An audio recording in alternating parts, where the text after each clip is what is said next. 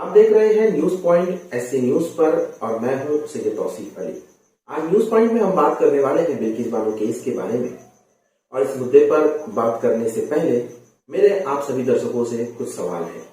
क्या इस देश में कानून व्यवस्था सिर्फ धर्म और जाति के नाम पर चलती है? क्या ये देश कॉन्स्टिट्यूशन से नहीं चलता? वही कॉन्स्टिट्यूशन जो हमें बराबरी का हक देता है। क्या इस देश में एक मुस्लिम होना पाप है? मैं जानता हूं मेरे सवाल थोड़े कड़वे हैं और आपको गुस्सा दिला रहे हैं, पर सच है। निर्भया कांड 2012 आप सभी को याद है ना? कि मैं याद दिला दूं तो आइए देखते हैं उसकी कुछ झलकियां। नहीं चलेगी, नहीं चलेगी, 144 की सरकार नहीं चलेगी, नहीं चलेगी। इस वीडियो में आपने देखा कि हमने किस तरह से यूनिटी के साथ इस इंसिडेंट की निंदा की थी। कैसे सभी ने मिलकर सरकार को याद दिलाया था कि रेपिस्ट को सिर्फ एक ही सजा मिलनी चाहिए और वो भी फांसी। सही है ना? लेकिन यहाँ तो इसके विपरीत हो रहा है। बलात्कारियों को तो छोड़ा जा रहा है, पहले बिल्किस बानो के रेपिस्ट को और अब बलात्कारी गुरमीत राम रहीम सिंह को। खैर, इसको तो राम और रहीम दोनों बोलना इन महान नामों का अपमान है। अब इन मुद्दों पर बात करने पर मैं ये भूल रहा हूं कि ये 2012 नहीं बल्कि 2022 है। उस वक्त कांग्रेस की सरकार थी और अब बीजेपी की सरकार है। और ये है मोदी जी का नया भारत।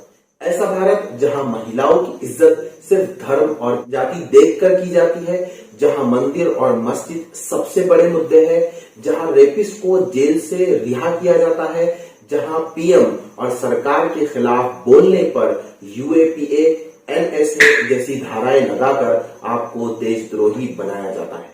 मैं हमेशा से कहता आया हूं कि जब से ये भाजपा सरकार केंद्र और राज्यों में शासित हुई है, आए दिन कुछ न कुछ बखेड़ा खड़ा करती है, या कहिए कोई मुद्दा मुसलमानों से जोड़ती है या इस धर्म से जुड़ी किसी भी चीज को टारगेट करने का काम करती है।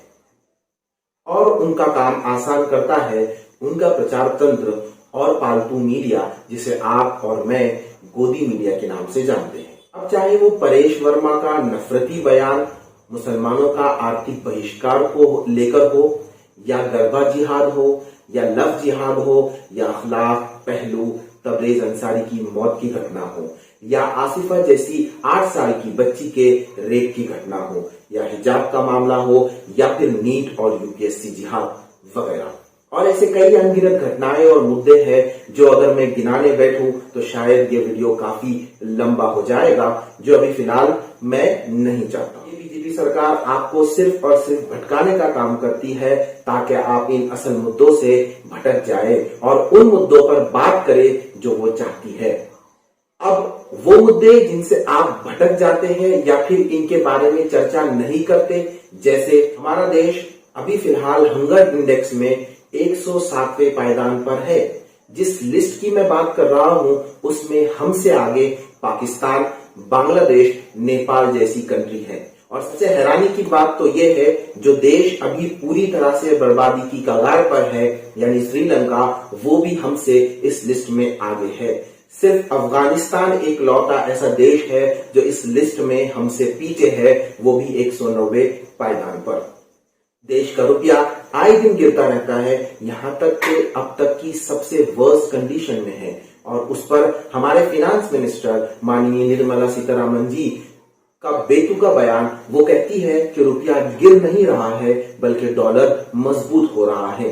अब इस स्टेटमेंट पर आप हंसे या गुस्सा करें, यह आपकी मर्जी है, क्योंकि आपने तो सवाल पूछना ही बंद कर दिया है और जिन्हें पूछना चाहिए वो तो इनके पालतू बनकर बैठे हैं। अब क्या करें?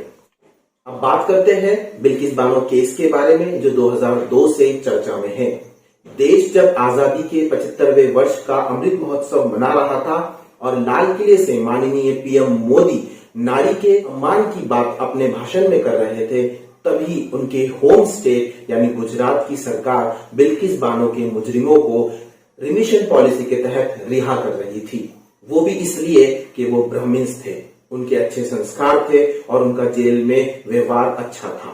अब मुझे आप बताइए, अगर वो सारे रेपिस्ट थे और उनका जुर्म साबित भी हुआ था और उन्हें उम्र कैद की सजा भी हुई थी, फिर भी इनकी सजा माफ करने का काम ये बीजेपी सरकार ने किया, इन्हें रिमिशन पॉलिसी के तहत रिहा किया गया, तो उस वक्त उन लोगों ने सवाल उठाए जो इस देश से मोहब्बत करते हैं।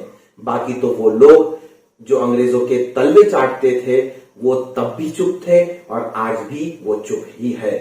लोगों ने पूछा पीएम मोदी और उनकी सरकार से, क्या यही असल नारी सम्मान है कि आप इनके रेपिस्ट को आजाद करें? तो इसका जवाब केंद्र और गुजरात की बीजेपी सरकार ने आपको दिया है कि हम महिलाओं का आदर नहीं करते, उनसे दुष्कर्म करने वालों को आजाद करते हैं और उनका सत्कार करते हैं। अब गुजरात में इलेक्शन है और धर्म और जाति की राजनीति के अलावा दूसरा क्या काम आता है बीजेपी को? इसलिए इन रेपिस्ट को आजाद करके बीजेपी अपनी नफरती राजनीति को बढ़ावा दे रही है। अब ये केस सुप्रीम कोर्ट में है, जहां गुजरात सरकार ने अपना जवाब दिया है और ये जवाब आपकी स्क्रीन पर। एनडीटीवी की खबर के मुताबिक गुजरात में गोधरा कांड के बाद 2002 में बिल्किस बानो सामूहिक बलात्कार मामले में उम्र कैद की सजा पाए सभी 11 दोषियों की रिहाई के मामले में गुजरात सरकार ने सुप्रीम कोर्ट में हल्फनामा दाखिल किया है और दोषियों की रिहाई का बचाव किया है। राज्य सरकार ने हल्फनामे में यह भी कहा है कि रेप के दोषियों की रिहाई को केंद्र सरकार की भी मंजूरी थी। गुजरात सरकार ने अपने हल्फनामे में कहा है कि राज्य ने अपनी क्षमा नीति यानी रिमिशन पॉलिसी के तहत समय पूर्व उनकी रिहाई की मंजूरी दी थी। मामले में दोषी ठहराए गए 11 लोगों की इस साल 15 अगस्त को गोधरा जेल से रिहा कर दिया गया। अब सवाल ये है कि अगर इनका बर्ताव अच्छा था तो जब ये पेरोल पर थे कई दिनों तक जेल से बाहर, तो इन पर अलग अलग एफआईआर कैसे दर्ज हुई, जिसमें महिलाओं से छेड़खानी करना, महिलाओं से जबरदस्ती करना और चश्मदीद गवाहों को धमकी देना जैसे आरोप शामिल है। यह है एनडीटीवी की रिपोर्ट आपके स्क्रीन पर। बिल्किस बानो केस में एक और बड़ा खुलासा हुआ है। इस मामले में जिन दोषियों को जेल से रिहा किया गया उन पर पैरोल के दरमियान गवाहों को धमकाने का आरोपी पाया गया है। इतना ही नहीं बल्कि कई पर पैरोल के दौरान यौन हमले का भी आरोप है, जबकि सरकार का कहना है कि उनके अच्छे आचरण की वजह से उन्हें रिहा किया गया। सजा पूरी होने से पहले अगस्त के महीने में रिहा किए गए 11 में से कम 4 दोषियों पर पैरोल के दौरान गवाहों को धमकाने और परेशान करने का आरोप है। एनडीटीवी ने दोषियों के खिलाफ कई प्राथमिकी और पुलिस शिकायतें हासिल की है, जो कि गुजरात सरकार के उस दावे के बिल्कुल विपरीत है जिसमें कहा गया था कि दोषियों के अच्छे आचरण की वजह से उन्हें रिहा किया गया है। सरकार की ओर से कहा गया था कि सरकार के पास इस बात का कोई सबूत नहीं थे कि उन्होंने इस दौरान कोई भी गलत काम किया है। अब ऐसी कई राजनीतिक पार्टियां हैं जो इस मुद्दे पर बहस कर रही है और अब सवाल उठा रही है। अब इस केस की अगली सुनवाई 29 नवंबर 2022 को होगी, जिसमें उम्मीद की जा रही है कि सुप्रीम कोर्ट सही फैसला देकर बिल्किस बानो के सारे मुजरिमों को वापस जेल भेजेगा। और अगर ऐसा नहीं होता है तो इस देश में ऐसे संगीन मामलों को और बढ़ावा मिलेगा और इस देश की नारी हमेशा डरी हुई रहेगी, जबकि ऐसा होना नहीं चाहिए। मैं चाहता हूं कि विमेन एम्पावरमेंट के नाम पर सिर्फ बातें और एडवर्टाइजमेंट या मोटिवेशन ना हो, बल्कि असल में इस पर अमल हो। जिस दिन इस देश की बेटी अपने आप को सुरक्षित समझेगी, तभी ये देश तरक्की करेगा और उस मुकाम पर होंगे जहां आज विकसित देश खड़े हैं। न्यूज पॉइंट में बस इतना ही।